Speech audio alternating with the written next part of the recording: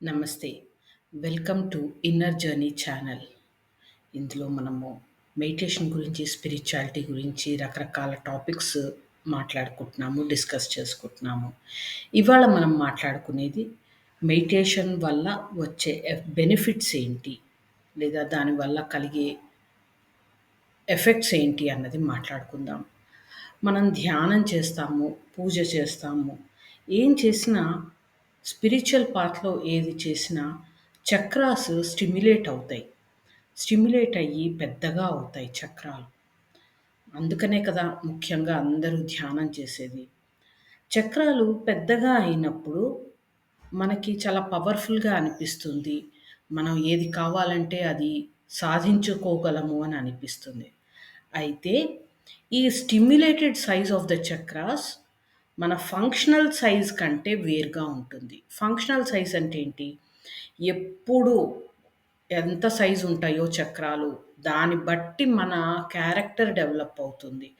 So, మన చక్రాసు చిన్నగా ఉండి, మనం ఒక 4 రోజులు వరుసగా ధ్యానం చేశామనుకోండి, లేదా ఒక్కసారి ధ్యానం చేస్తే కూడా చక్రాస్ చాలా పెద్దగా అవుతాయి.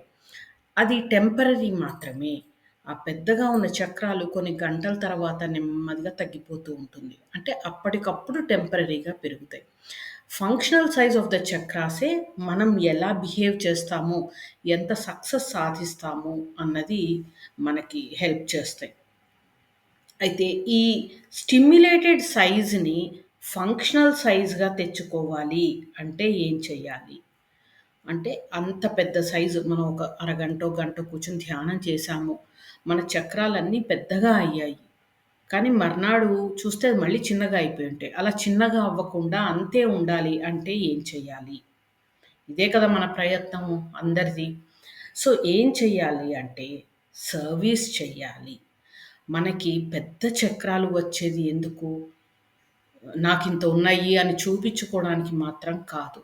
ఆ డివైన్ ఎనర్జీ మనలోకి ఫ్లో అయ్యి మన చక్రా సైజ్ పెరిగినప్పుడు, ఆ శక్తిని ఉపయోగించుకుని మనము ఎంత సేవ చేస్తే, ఎంత వర్క్ చేస్తే, ఆ సైజ్ ఆఫ్ ద చక్రాస్ అంత పెద్దగా, స్థిరంగా ఉండగలుగుతాయి.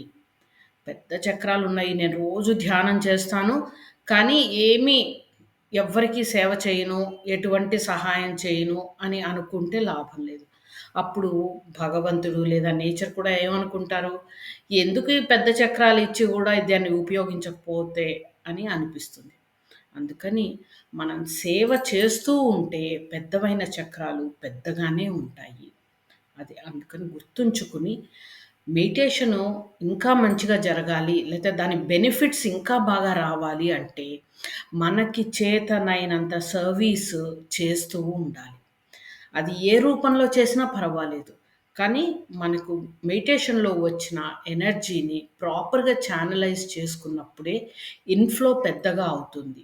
ఆ ఇన్‌ఫ్లో మనలోకి వచ్చే దైవశక్తి ఎక్కువైనప్పుడు చక్రాసు మాక్సిమం టైమ్ అలా పెద్దగా ఉంటాయి.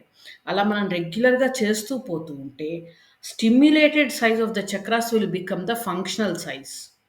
అప్పటికప్పుడు పెద్దగా అయ్యి మళ్ళీ చిన్నగా అయిపోకుండా మనం రెగ్యులర్‌గా మెడిటేషను, సేవ చేస్తూ ఉంటే నెమ్మదిగా పెద్దగా ఉన్న చక్రాలు అలాగే ఉంటాయి. అలాగే ఉన్నప్పుడు ఇంకా డివైన్ ఎనర్జీ ఎక్కువొస్తుంది. ఇంకా ఎక్కువ మందికి మీరు సహాయపడగలుగుతారు.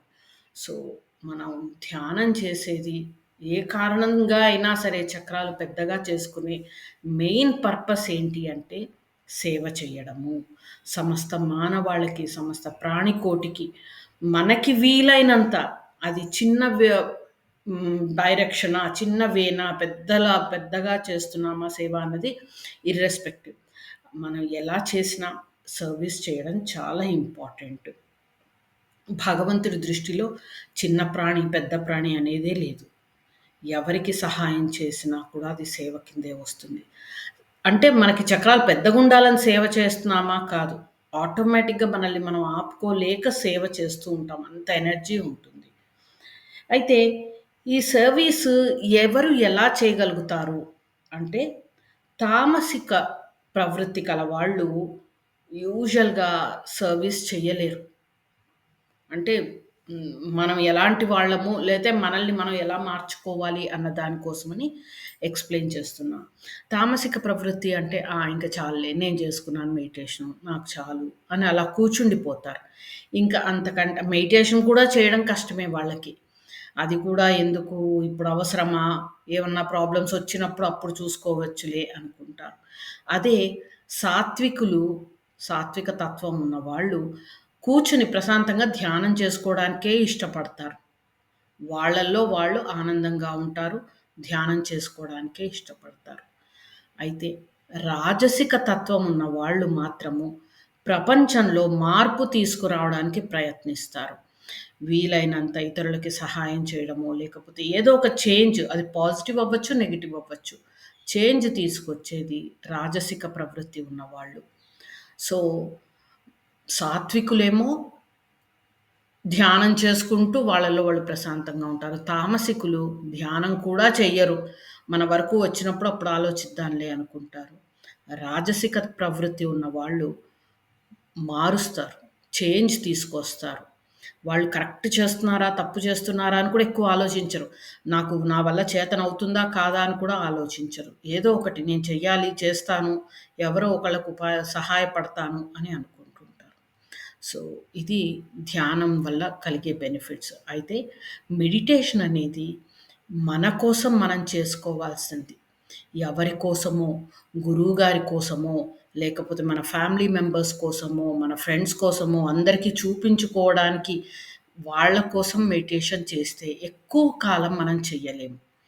మన కోసం మనం మెడిటేషన్ చేస్తే మనలో పాజిటివ్ బెనిఫిట్స్, పాజిటివ్ ఎఫెక్ట్స్ కనిపిస్తున్నాయి అనుకున్నప్పుడు, మన కోసం మనం చేయగలుగుతాం మెడిటేషన్. అది గుర్తుంచుకోవాలి. ఎవరో ఏదో అనుకుంటారు, నేను చేస్తున్నానా లేదా అవతల వాళ్ళకి తెలిసిపోతుందేమో అన్న భయంతోటి అలా చేయొద్దు మెడిటేషన్. మీకు చెయ్యాలి అనిపిస్తే, మీ ఆత్మ పురోగతి కోసం, మీ సోల్ ఎవల్యూషన్ కోసం మీరు మెడిటేషన్ చెయ్యాలి. అది గుర్తుంచుకోవాలి. Thank you. ఇంకా ఛానల్ సబ్స్క్రైబ్ చేసుకోకపోతే ఒకసారి చెక్ చేసుకోండి. చేసుకోకపోతే సబ్స్క్రైబ్ చేయండి. ఇందులో డిస్కస్ చేస్తున్న పాయింట్స్ నచ్చితే లైక్ చేయండి, షేర్ చేయండి. Thank you. నమస్తే.